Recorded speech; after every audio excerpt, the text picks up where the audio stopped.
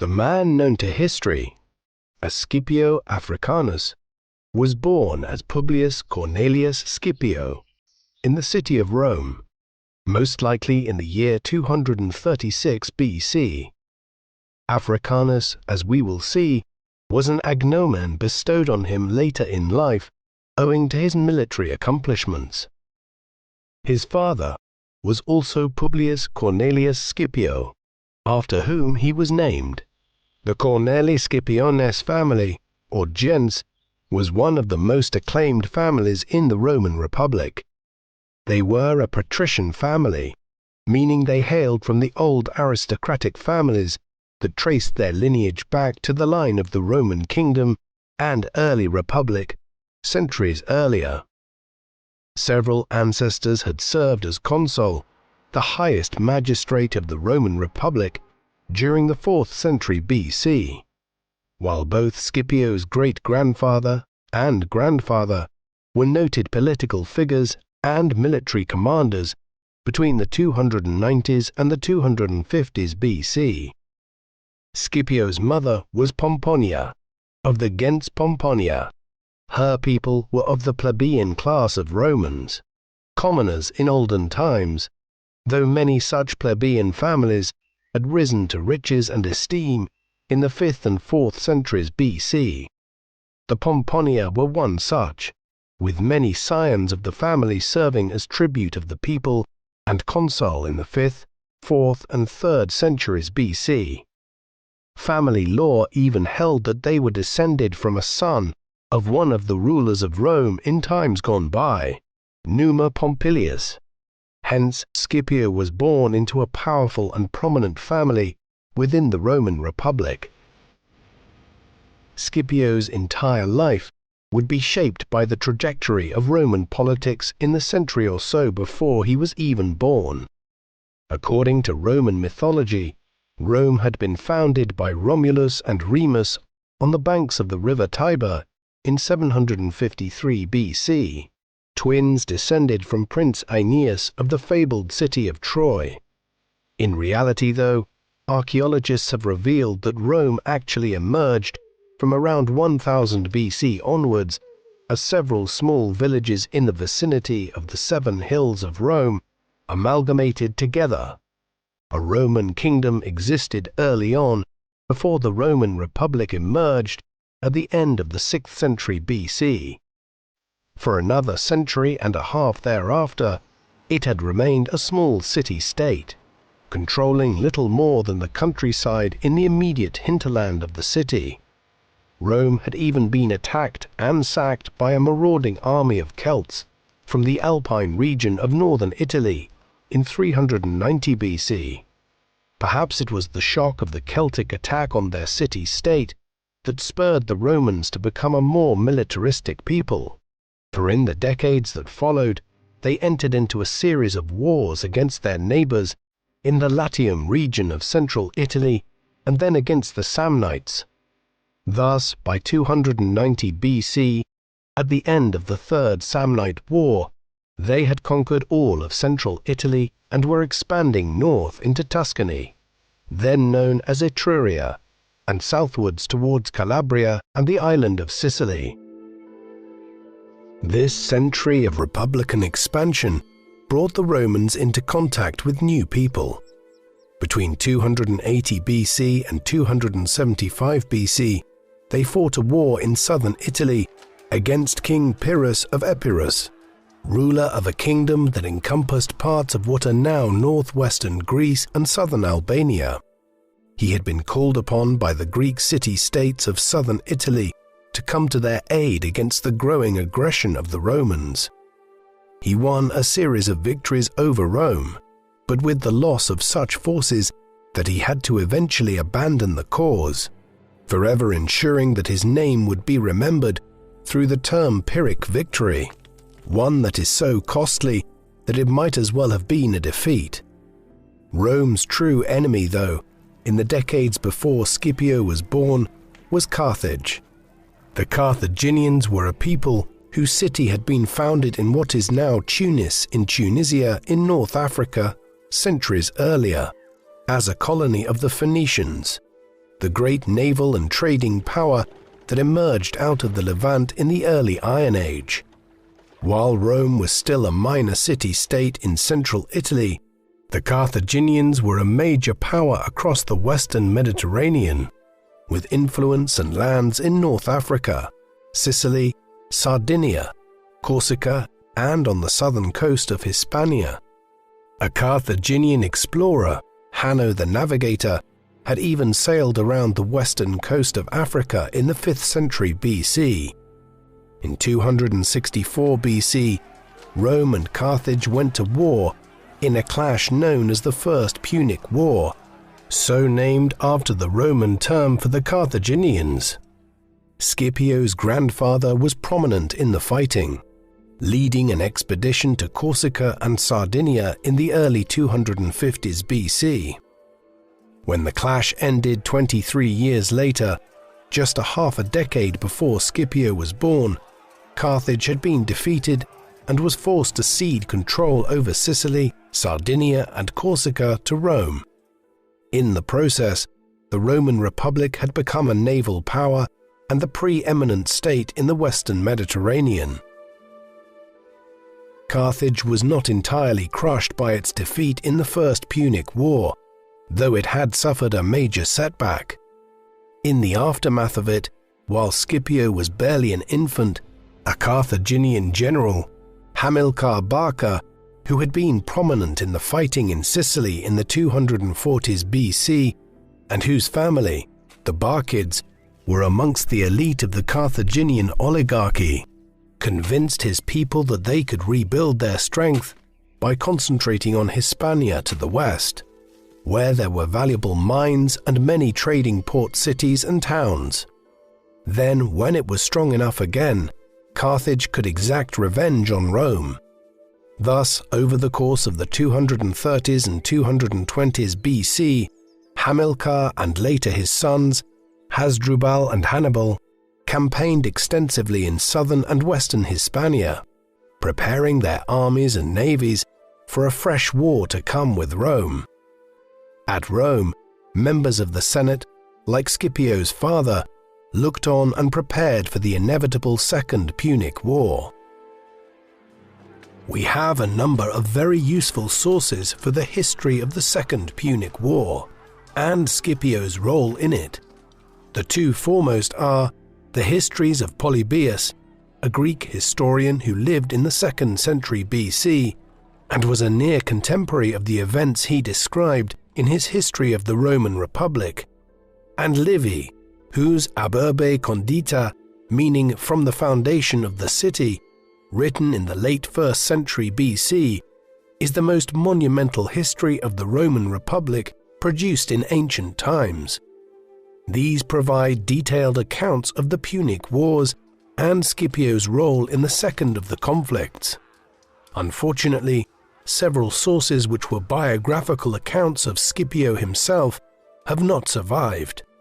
The most regrettable such loss is the Life of Scipio, written by the 2nd century AD Greco-Roman historical biographer Plutarch, while Scipio himself is believed to have written a now lost memoir. Other sources are more fragmentary, yet useful in their own way. The great Roman orator Cicero discussed Scipio's life in his De Republica. The 1st century AD historian Valerius Maximus provided some curious maxims and anecdotes concerning Scipio, though he was somewhat hostile to him as a figure. Finally, the Punica, a Latin epic poem about the Punic Wars, composed in the 1st century AD by Silius Italicus, features Scipio as a central character, albeit this is a literary work and needs to be handled carefully to extract any historical value from it.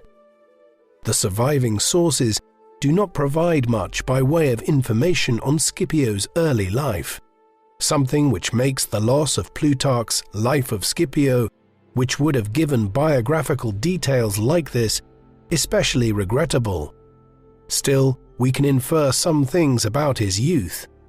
Within the Scipio household, the family lived under Scipio's father, the pater familias, as Roman society was strongly patriarchal. Formal systems of education were only just beginning to emerge in Rome, and for the most part it was still the responsibility of the father to teach his sons in the ways of subjects such as rhetoric, oratory, the religion and mythology of Rome, and Latin grammar. Scipio probably also benefited from the first flushes of the introduction of Greek educational methods to Rome, which are typically believed to have been introduced around the middle of the 3rd century BC by captured Greek slaves, such as Livius Andronicus. This would have seen a growing emphasis on Greek prose and poetry, and science, and the translation into Latin of many of the classic works of Greek literature, particularly the Iliad and Odyssey, typically ascribed to the poet Homer. Scipio would also have grown up aware of his family's privileged position, as his grandfather was responsible for building a temple to Tempestates, a goddess of storms and weather. Similarly, his father was progressing in the 230s and 220s BC. As Scipio was growing up, through the cursus honorum, the series of promotions through the different political offices of the Republic. We know this because he became consul of Rome in 218 BC and would have had to have served in the more junior positions in years gone by in order to have acquired the consulship at that later date. As Scipio entered his mid-teens in the late 220s BC, young manhood by Roman standards, tensions were flaring between the Romans and the Carthaginians. A treaty signed in 226 BC had fixed the river Ebro as the northern border of Carthage's influence in Hispania, roughly midway between modern-day Barcelona and Valencia in eastern Spain.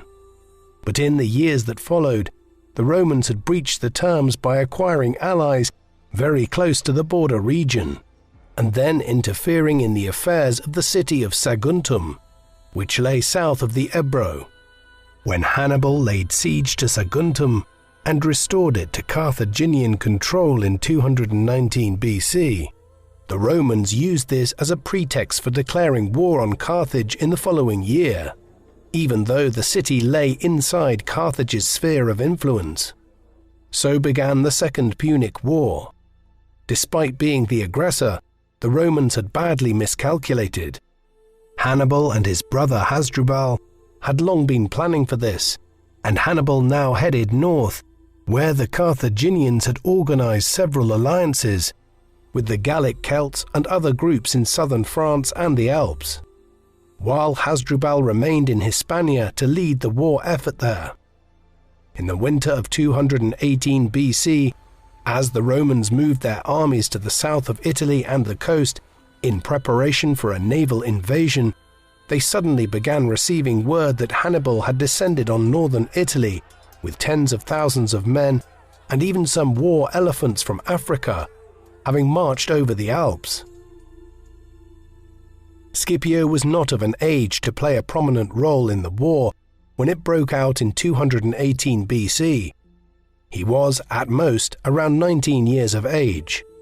This meant he had been considered an adult for 4 or 5 years, as the Romans had nothing comparable to the modern concept of being a teenager. That said, this was also an ageist society in which a person generally needed to be well into their 20s and ideally their 30s or 40s before they attained to high political office, the latter of which was a necessary precursor to being appointed to a substantial military command. Therefore, Scipio would not rise to a major military position for several years. He did, though, serve as a soldier in the Roman army, which was still a part-time army made up of Roman citizens in the 3rd century BC.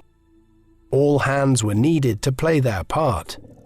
After his arrival in Italy, Hannibal won a series of major victories across the peninsula, culminating in the Battle of Cannae on the 2nd of August 216 BC. Here the Romans suffered one of the greatest military defeats in their history. In the aftermath of it, Rome's allies and many of the cities and towns under its control in Italy and Sicily began abandoning their overlord and allying with the Carthaginians. For a time it seemed that Hannibal would strike next at Rome itself, but he never felt he had sufficient resources to take the city. He would consequently spend several years to come campaigning around Italy, waiting for the opportune moment. Throughout all of this, Scipio served his initial military apprenticeship. His father had been consul in 218 BC and led an army which headed into northern Italy, where news of Hannibal's arrival reached Rome. According to Polybius, he may have saved his father's life during a clash of Roman and Carthaginian cavalry near modern-day Pavia, though the veracity of this is debated. 2 years later, by now entering his 20s, Scipio began his ascent within Roman politics when he was elected as a military tribune, an important junior military office and a stepping stone to the Senate one day. He would continue to perform middling roles like this in Rome in the years to come, as the city weathered the storm after the disaster at Cannae in the late summer of 216 BC. Meanwhile, his father and several other members of his extended family were engaging in a campaign which would catapult Scipio himself to great heights within the Republic before long. Even as Hannibal was arriving in Italy, Scipio's uncle was leading a military expedition to Hispania. Over the next several years, he, Scipio's father, and several other family members oversaw this military campaign, which was the direct equivalent of Hannibal's campaign within Italy. Their work in Hispania concentrated on securing a base of operations in the Catalonia region, and then pressing southwestwards towards Murcia and Cordoba. As they did so, the Scipios became the de facto leaders of the Roman war effort in the course of the 210s BC. In Italy, and in the absence of his father and uncle in Hispania, Scipio emerged as a representative for his family in the capital.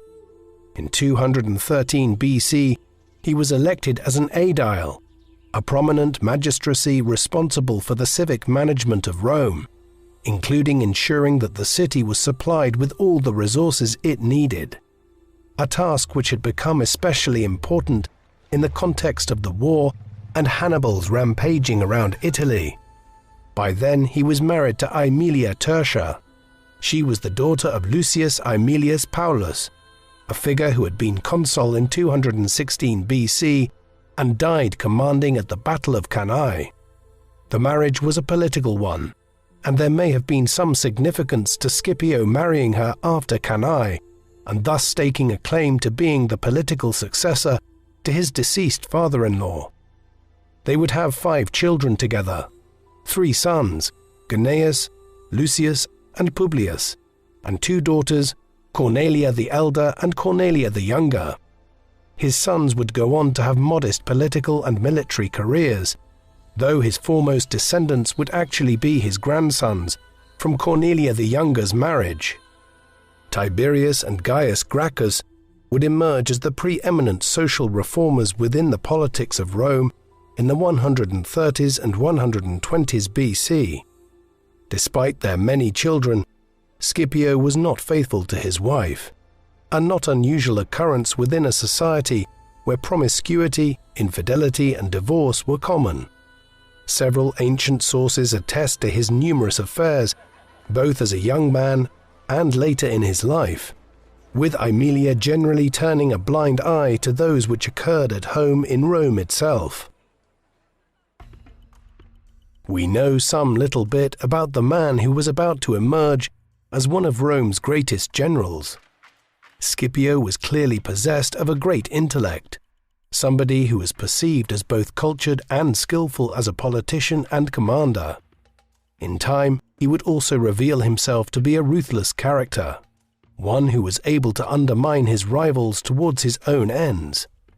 Conversely, he would almost paradoxically be merciful and accommodating of Rome's enemies when he felt displaying some sympathy towards the defeated was a judicious policy in the long run. Clearly, he had a common touch as well, or at least some charm, which won him the respect and admiration of his troops. It is difficult to say with certainty what he looked like. A bronze bust of a bald, clean-shaven man in middle age, with noticeably piercing eyes, one which dates to the 1st century BC and was discovered at the town of Herculaneum, which was buried along with Pompeii during the eruption of Mount Vesuvius in 79 BC, was previously believed to be of Scipio, but this view has been revised, and many now think this to be a portrait of an Egyptian priest of the goddess Isis. Conversely, a marble bust found near the Scipio family tomb in Rome may be of Africanus.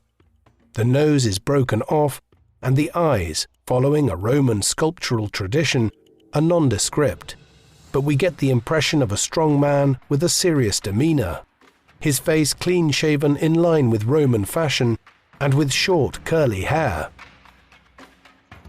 This was the figure that in 211 BC was suddenly catapulted into a very prominent position within the Roman military. Both his father and uncle were killed that year while campaigning in Hispania, at twin battles fought at the Baitis River during a successful Carthaginian counteroffensive in the wider Andalusia region. Initially a more senior Roman political figure, Gaius Claudius Nero, was sent to Hispania to deal with the emergency created by the defeat at the Battle of the Baitis River. But just a few months later, a decision was made in Rome to appoint Scipio to oversee the campaign in Hispania.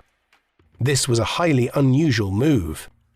Scipio was still only 25 or 26 years of age, far too young under normal circumstances to acquire such a command, and certainly so for a figure who had never served as a consul or seemingly been a member of the Senate.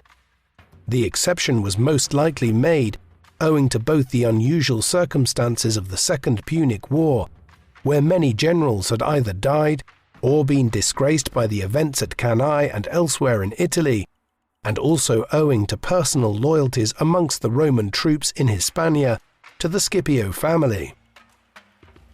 When Scipio arrived at Hispania in 210 BC, the Roman military effort there was in disarray after the setbacks of the previous year. After a period of regrouping, he launched a fresh offensive, prioritizing the capture of the important port town of New Carthage, or Carthago Novo, the site of modern-day Cartagena. This was achieved during a siege in 209 BC. The success was accomplished when Scipio sent divisions of his men to wade across the bay in low tide and enter an undefended part of the town. This gave rise to a subsequent myth that Scipio was favored by the gods and had been sent a message from Neptune, the god of the sea, during the battle. Having captured Carthago Novo, he won over some of the local Iberian Celts and other allies of the Carthaginians by sparing the prisoners he took of them in the town and sending them back to their people with offers of generous terms if they switched sides and joined the Romans. In the 2 years that followed, he extended this program of gaining allies, not just in Hispania, but also by traveling across the Mediterranean for some time to North Africa to negotiate with the Numidian tribes there, particularly the leader of one of the main contingents of these Berber peoples by the name of Massinissa. Throughout, Scipio argued with the Iberians and the Numidians that the Carthaginian cause was doomed, as Hannibal had spent several years stationed in Italy after Cannae without ever managing to strike a decisive blow against Rome. Scipio's campaign in Hispania culminated in the spring of 206 BC in the Battle of Ilipa in the Andalusia region of southwestern Spain, near modern-day Seville. After the death of Hasdrubal the previous year, Scipio faced an army of Carthaginians led by Hannibal's brother Margo and another Barcid clan member, Hasdrubal Gisco. The ancient accounts differ on the size of the forces involved, and in any event, ancient Greek and Roman historians were notorious for often exaggerating the size of armies. These limitations aside, it is generally accepted that Scipio and the Romans were outnumbered by the Carthaginians, with the Italians numbering perhaps around 50,000 men to some 65,000 North Africans. Both sides had strong contingents of allies fighting for them, and the skill of the infantry in both instances is hard to gauge. What we do know is that Scipio won a decisive victory here, splitting his forces and attacking 2 Carthaginian camps before they could coordinate their efforts. In the rout that followed, the Romans were said to have destroyed over half of the Carthaginian army. Whether this is accurate is difficult to say, but regardless, the claim indicates that a momentous victory had been won. With this, the campaign in Hispania was all but won, and while some units remained here to continue laying siege to the towns that remained under Carthage's control, thoughts in Rome now largely turned to North Africa. Back in Italy, Hannibal was still campaigning around the peninsula over a decade after he had first arrived there. In Rome, the Senate debated the merits of trying to campaign directly against him in Italy. On balance, it was decided that the best approach was now for an army to be sent to North Africa and to campaign there around Carthage itself in much the same way that Hannibal had done so in Italy around Rome for so many years. This would serve both to draw Hannibal out of Italy in order to defend his homeland and also strike a potentially decisive blow against Carthage in North Africa. Scipio was the man chosen to lead the Roman expeditionary force across the Mediterranean, with a special dispensation made for him to be elected as consul in 205 BC in order to do so, he being approximately 10 years too young to hold the office in just his early 30s. There appears to have been some reluctance to grant him the role, and the leader of the Senate, Quintus Maximus, campaigned unsuccessfully to be given the position himself. Thereafter, Scipio proceeded to Sicily, where he seized a number of strongholds that were in Carthage's hands, and began maximizing his fleet to convey thousands of Roman troops across the Mediterranean to Africa. Scipio spent much of 205 BC in Sicily, and so his campaign in North Africa only really commenced in 204 BC. He spent the first year or so here strengthening his alliance with Massinissa, while also trying to take the port of Utica to the west of Carthage itself. After he won an important victory at the Battle of the Great Plains in 203 BC, there was no option but for Hannibal to return to Africa with his military veterans from Italy. Any hopes of an aggressive strategy on the part of Carthage now gone, and a desperate need to defend the city of Carthage from Scipio's armies emerging. The Second Punic War was decided in an epic battle on the plains to the southwest of Carthage, in a place known as Zama. This was at some point in 202 BC. After victory at the Battle of the Great Plains and Hannibal's return to North Africa, Scipio had adopted a cautious policy, with he and his Numidian allies devastating the countryside around Carthage and trying to implement a naval blockade at sea at the same time, the goal being to cut off Carthage's food and supply lines and force them to surrender. Aware that defeat was inevitable if he did nothing, Hannibal elected to gather what forces he could muster and to march southwest from Carthage to meet Scipio in the field. When they clashed at Zama, the Carthaginians again probably outnumbered the Romans. Polybius's account of this has not survived, and we are almost entirely reliant on Livy, who did not provide precise numbers.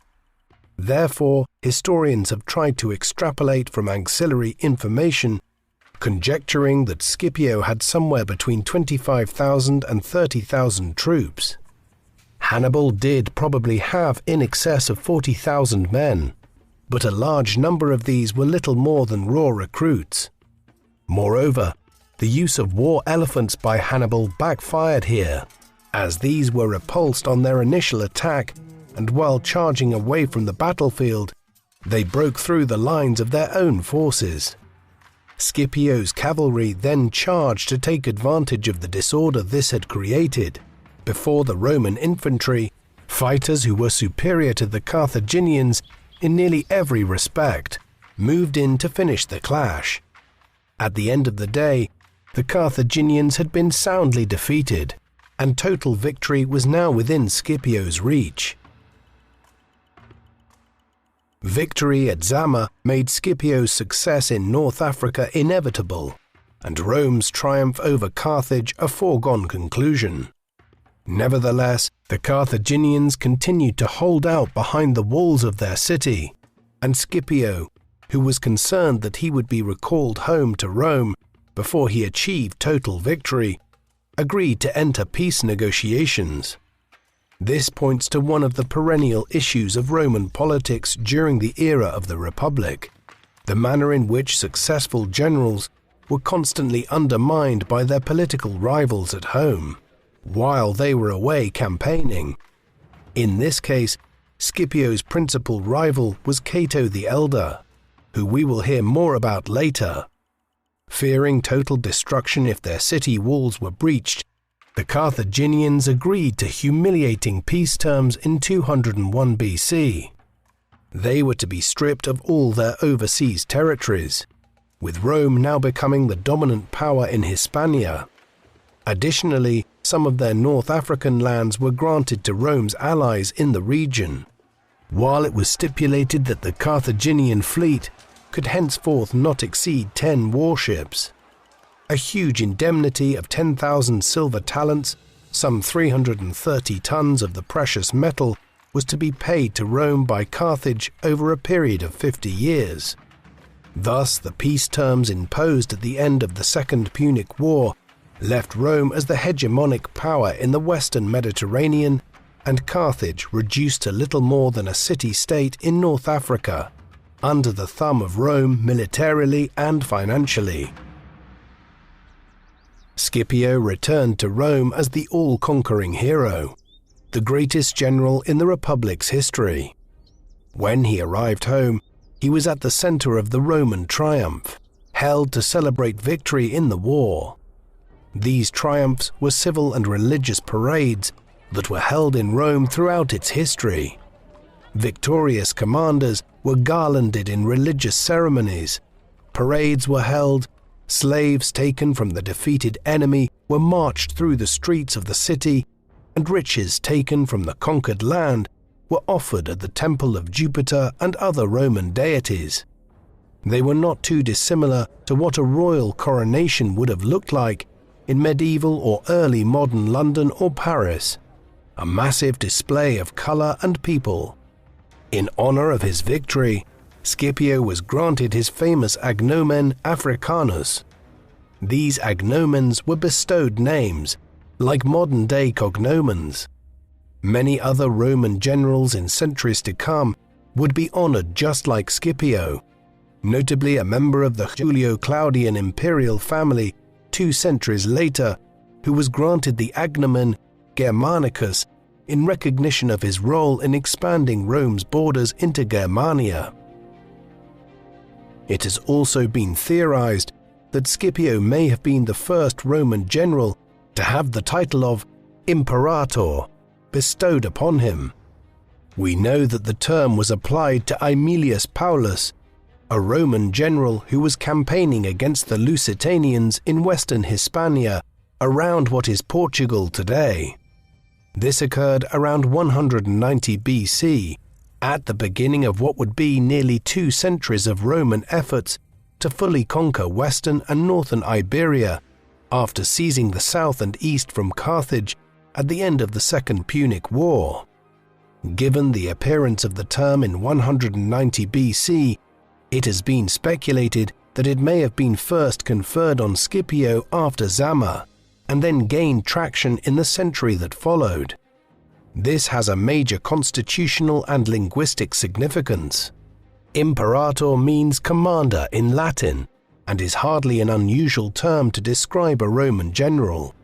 However, it is also the word from which the term emperor derives, as when he created the Roman Principate or Empire in 27 BC, Caesar Augustus adopted the title of Imperator on a permanent basis. Many of his successors did too, and over time, in more recent centuries, Imperator became anglicized as Emperor. Thus, Scipio might have been the first figure bestowed with the title from which the modern word emperor originates. With the end of the war, and having celebrated his triumph back in Rome, Scipio had to return from these giddy heights to become an ordinary citizen and politician once again. In 199 BC, he gained election as one of the censors for that year. This was a peculiar magistracy, one which was deemed to be a great social honor for the occupant, yet at the same time did not involve an enormous amount of power. The holders were responsible for maintaining the records of Roman citizens, an important enough task at a time when grants of citizenship were still restricted to people who could trace their lineage to the city itself, and was only bestowed on others, even within Italy, for acts of considerable service to the state. The censors also had a loosely defined role in regulating public morals in Rome, a task from which the modern concept of censoring something comes from. He held the office of censor for 18 months and was also acknowledged for a time as Princeps Senatus, the leader of the Senate, an honorary title in recognition of his war service. Finally, in 194 BC, he was elected as consul of the Republic again for another year. Scipio appears to have made some efforts during this time to enact social and economic reforms, not merely to acquire offices as marks of empty prestige. This was based on a number of emerging problems within the Republic, which would bedevil its politics over the next century or so, specifically the widening gap between the Roman elites and the poor, and the growing dissatisfaction of the Italian subject peoples, who were expected to play an ever-growing role in the Roman state without the privileges that Roman citizens held. Many of the disillusioned were military veterans, and Scipio became one of the first major generals of the Republic to set up a land redistribution program to reward veterans. This was a practice which had been engaged in by the Republic for over 2 centuries, but the scale of the veteran land program was novel in Scipio's case. That said, he did not seek to use his support amongst the veterans or the promise of rewards in the shape of lands and wealth as the basis for building up a party of followers, and unlike later figures like Cornelius Sulla and Julius Caesar in the 1st century BC, Scipio never attempted to use his popularity and prestige as a means of aggrandizing himself or undermining the Republic's institutions. These were years in which the hero of the war with Carthage also earned a particular reputation for his piety and religious devotion, showing an especial veneration for both Jupiter and Mars, the equivalents of Zeus, the king of the gods, and Ares, the god of war, in the Greek mythological and religious system. The Romans had very thin distinctions between the priestly classes and the wider citizenry, and a leading political figure like Scipio could also become a minor priest. In Scipio's case, he is believed to have done so, as a priest of Jupiter in the 190s BC. He was also a major patron of several of the most prominent temples in the center of Rome. In his own time, it was already established that Scipio might have the gift of some sort of prescience that was a mark of being favored by the gods, and which accounted for some of his exceptional successes in his military campaigns. Both Polybius and Livy mention such a belief amongst the Romans. claiming that the same might have been a sign of the favor with which the gods viewed not just Scipio, but the wider Scipio clan. Another major feature of Scipio's personality was his admiration for Greek culture. This was an understandable development for an educated Roman. For all their virtues as a military people and their later acumen for engineering and governance, the Romans were hardly a highly cultured people, unlike their neighbors to the east.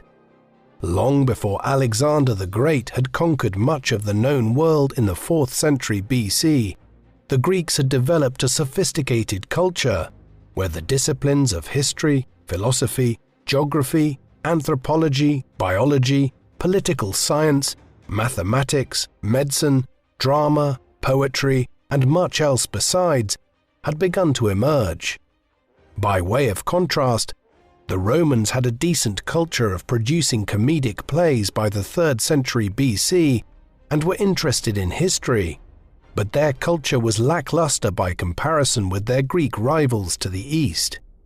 Scipio was one of the first prominent Romans to unashamedly embrace Greek culture, speaking and writing Greek and adopting Greek literary forms in his own writings.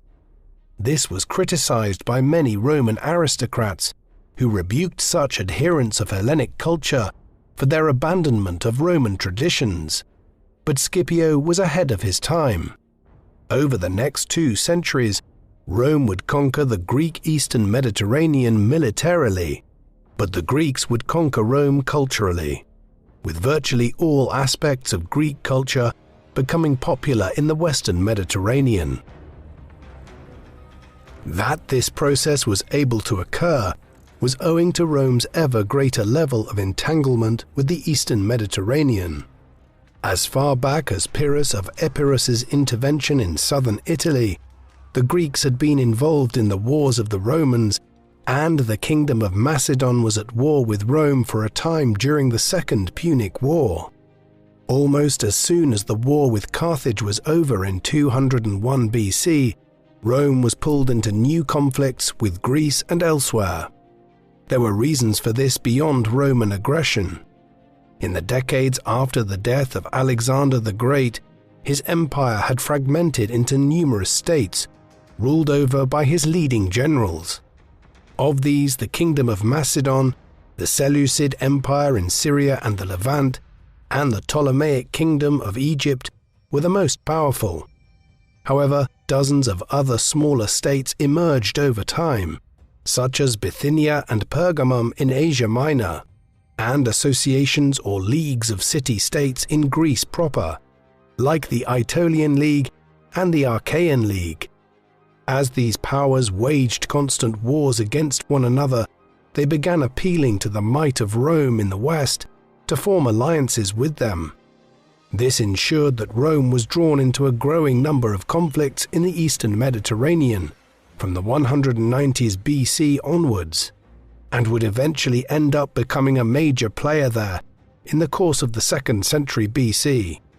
As it did, it brought more and more Romans into contact with Greek culture, and a cultural osmosis occurred. This eastern drift would eventually involve Scipio personally, as he was soon appointed to oversee a war against the Seleucids in the east. The Seleucid Empire was the largest of the successor states which emerged out of the civil wars that followed the death of Alexander the Great and the fragmentation of his empire in the late 4th century BC. Its founder, Seleucus, was a more minor commander under Alexander, though by the time of the Wars of the Diadochi, or Wars of Alexander's successors, ended in the 280s BC, he had established himself as the ruler of lands stretching from the Levant around Syria eastwards through Mesopotamia and Persia to Bactria and modern-day Pakistan. The Seleucid Empire had experienced varying fortunes in the decades that followed, losing some of its territories, that is until Antiochus III, sometimes known as Antiochus the Great, came to the throne in 223 BC. While Rome was fighting the Second Punic War with Carthage, Antiochus was reclaiming many of the lost territories of the Seleucids. By the dawn of the 2nd century BC, he had clearly emerged as the most powerful ruler in the eastern Mediterranean, a situation which led him to view the Romans engaging in a fresh war with the kingdom of Macedon between 200 BC and 197 BC as a clear act of provocation, the Seleucids holding that Greece was within their sphere of influence and that the Romans should restrict themselves to controlling the western Mediterranean.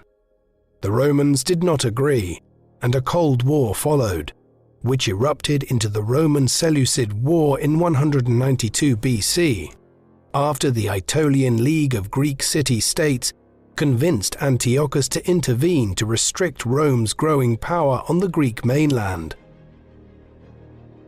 Scipio was soon appointed as a legate with military powers in the east, an appointment facilitated by his brother being consul for the year 190 BC.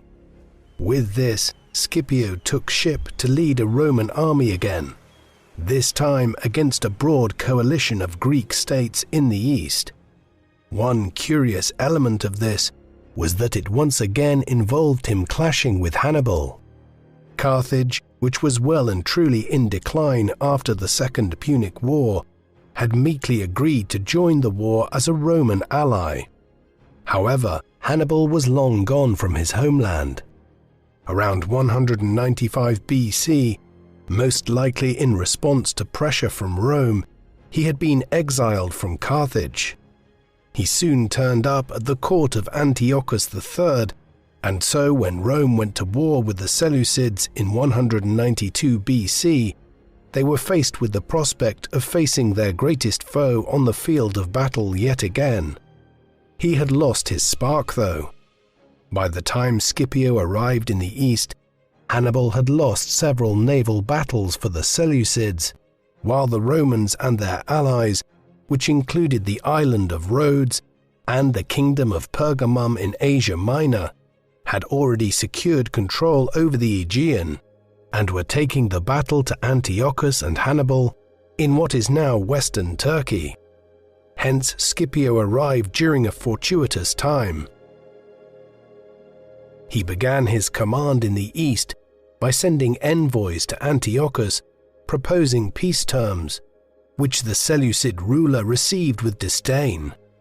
Essentially, Scipio was demanding that the Seleucids acknowledge Roman influence in Greece and amongst the Greek islands, while also withdrawing from much of Asia Minor and ceding lands there to some of Rome's allies like Pergamum, all while paying a large war indemnity to Rome.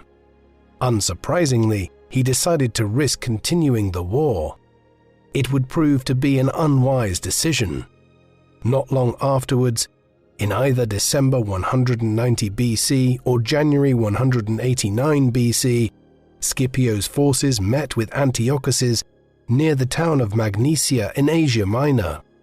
Historians tend to agree that the Romans were outnumbered considerably by the Seleucids, with perhaps somewhere around 40,000 men against some 60,000 on Antiochus's side.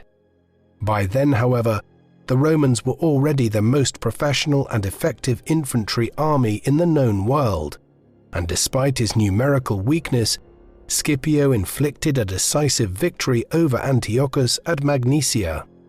The Seleucid cavalry had operated well and damaged the Roman flanks. Ultimately, the Roman center lines had pushed onwards and broke the Seleucid composure. Some 10,000 or so Seleucid soldiers were lost, and Antiochus and his remaining forces fled from the field. With defeat at the Battle of Magnesia, Antiochus entered into more concerted negotiations with Scipio and his envoys. These events are narrated at great length by Livy in his enormous history of the Roman Republic, where suggestions arise that Antiochus tried to bribe Scipio in order to have him negotiate better peace terms for the Seleucid Empire. Scipio proved incorruptible in this instance, and terms were once again put forward similar to those proffered before the Battle of Magnesia, specifically that the Seleucids would withdraw east of the Taurus Mountains, a move which would effectively remove them from Asia Minor altogether and leave Greece and western Turkey as a potential sphere of Roman control. Antiochus eventually accepted, and the war came to an end in 188 BC as the terms were finalized with all parties. Despite its victory, Rome did not step in as the new preeminent power in Greece and Asia Minor. Instead, it expanded the territories of several of its allies that had fought with it in the war and, in so doing, began to create client states or vassals of a kind that would form the basis of much of Roman power and administration in the eastern Mediterranean for 2 centuries to come.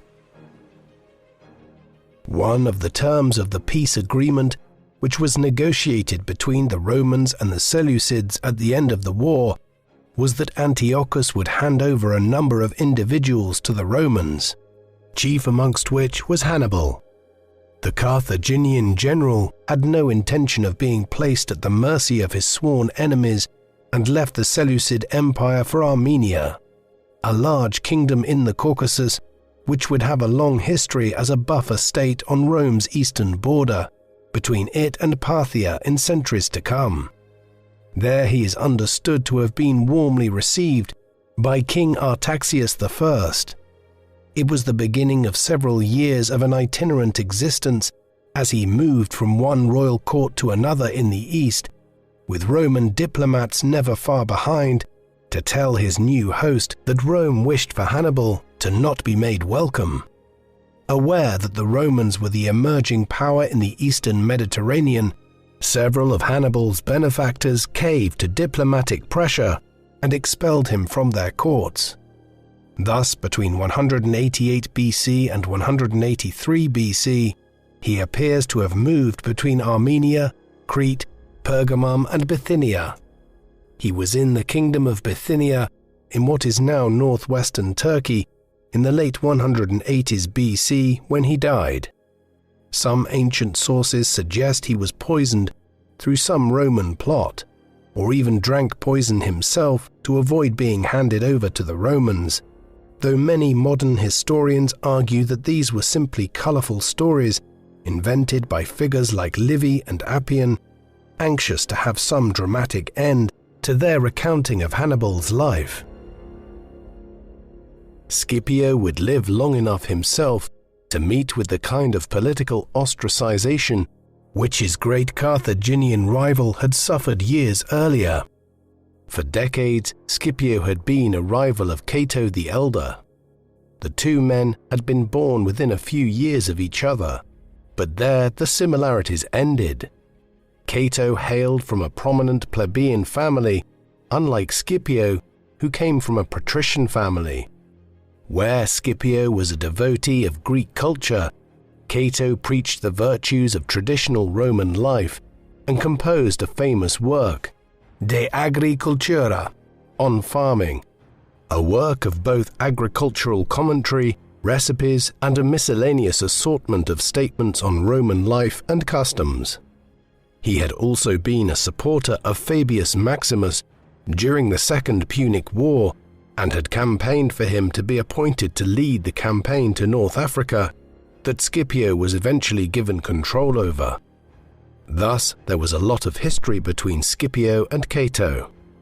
Now, when Scipio returned to Rome from the east, he found that Cato had drummed up support for placing Scipio on trial for allegedly having exceeded his authority in the eastern Mediterranean and for prolonging the war in order for himself and his family members to enrich themselves to an extraordinary extent. A kind of show trial in the Roman Senate played out over the next several months, as Cato tried to bring about his rival's downfall, to little avail. For his part, Scipio retired from the city of Rome itself to his country estate, and tried to make it clear that he was above such petty factional politics. Scipio spent the final years of his life living primarily at his villa at Liternum, in the Campania region of Italy, south of Rome towards Neapolis and Pompeii. A Roman colony had only been founded here a decade earlier, and the Scipios must have played a part in its early development. At Liternum, Scipio largely remained aloof from Roman politics, believing he had played his part fully in civic life, while his rival Cato would spend another 3.5 decades at the forefront of Roman politics, eventually becoming the grand old man of the Senate. Scipio is believed to have written a series of memoirs or histories of some kind while at Liternum, though unfortunately these have not survived down to modern times, nor indeed has a separate history of his father's career, which was subsequently composed by Scipio's elder son.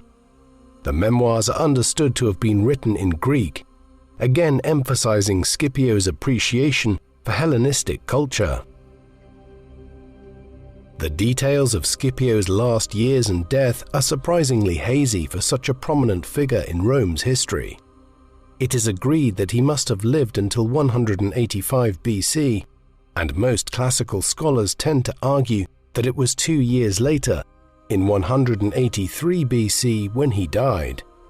Presumably, there must have been a lot of news about his passing floating around Rome, the famous general of Zama still being something of a living legend in the capital. Nevertheless, without any account of this, we are left to speculate. It is not even clear where he was buried. It is possible that he was simply laid to rest at his estate at Liternum. 3 centuries later, the Roman politician, educator, orator, philosopher, and tragedian Seneca the Younger came into possession of Scipio's former villa, as he was of the belief, expressed in one of his letters, that an altar there had been erected back in the 2nd century to mark the resting place of the great Scipio Africanus. Others suggest his remains were taken to Rome and buried there. The most likely location would be the tomb of the Scipios, the ancestral mausoleum of the family, first established by Scipio's great-grandfather around 300 BC. This lay on the southern outskirts of the city at the time, near the famous Via Appia, or Appian Way, the road leading from Rome southwards towards Neapolis. The tomb is still intact today, though most of the sarcophagi were very badly damaged or entirely lost when the tomb was rediscovered in the late 18th century, making it impossible to determine if Scipio was interred here alongside his ancestors.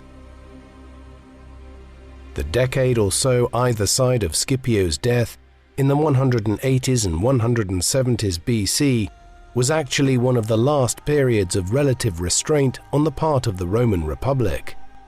Despite constant calls for Rome to involve itself in wars in the Eastern Mediterranean, the Senate in Rome tried to resist becoming overly entangled in the Greek East for many years, allowing the various Greek states to largely maintain their independence.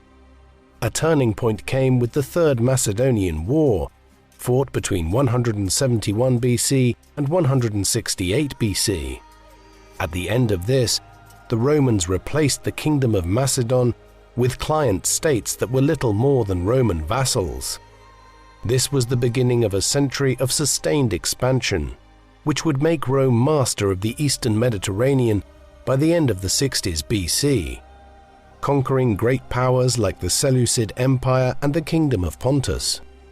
This expansion also came with exceptional violence, peaking in 146 BC, when the city of Corinth was completely leveled to the ground in Greece by the Romans. Carthage was not spared either. In the course of the 150s BC, Cato the Elder, Scipio's old nemesis in the Senate, who long outlived Africanus, had taken to ending all his speeches in the Roman governing council by declaring, "Carthago delenda est," Carthage must be destroyed. When the Carthaginians, who had never recovered from their defeat at Scipio's hands a half a century earlier, had the misfortune to respond to an attack by the Numidians, Rome's ally in North Africa, in 149 BC, Rome declared war. The third and final Punic War would end 3 years later with the destruction of the city of Carthage, the enslaving of its inhabitants, and the sowing of salt over the ruins of the city so that nothing would grow there, in what is widely acknowledged as one of the first clearly documented acts of genocide in history. Scipio Africanus was the preeminent general of the Roman Republic during its glory days in the 3rd and 2nd centuries BC, before the Republic's military commanders, like Julius Caesar, Mark Antony, and Octavian, became too powerful and ultimately destroyed it in the 1st century BC. Scipio belonged in many ways to a more traditional era of Rome's history, when its culture was still rooted in plain Roman pursuits and when it was just emerging as a major Mediterranean power. He and his family were central to that process, playing a leading role in victory over the Carthaginians in both the First and Second Punic Wars. Scipio himself concluded all of this with his campaign in North Africa, victory at Zama, and ending of the Second Punic War in 201 BC. In this sense, the Punic Wars could even be seen as a clash not just between Rome and Carthage, but also between two families, the Barcids of Hamilcar Barca, his brother Margo, and his sons Hasdrubal and Hannibal, and the Scipios of Rome. No two figures epitomized this clash of individuals within the wider Punic Wars than the rivalry between Scipio and Hannibal. Ironically, Hannibal has perhaps left behind the more lasting legacy in historical lore on account of his march with his elephants over the Alps and descent on Rome in 218 BC. Yet it was his nemesis, Scipio Africanus, who was much the more successful of the two in the long run and catapulted Rome towards domination of the Western Mediterranean and then the known world at the end of the 3rd century BC. What do you think of Scipio Africanus? Was he one of the greatest generals of the ancient world, or was he overshadowed by Hannibal, despite ultimately defeating the Carthaginian commander? Please let us know in the comment section. And in the meantime, thank you very much for watching.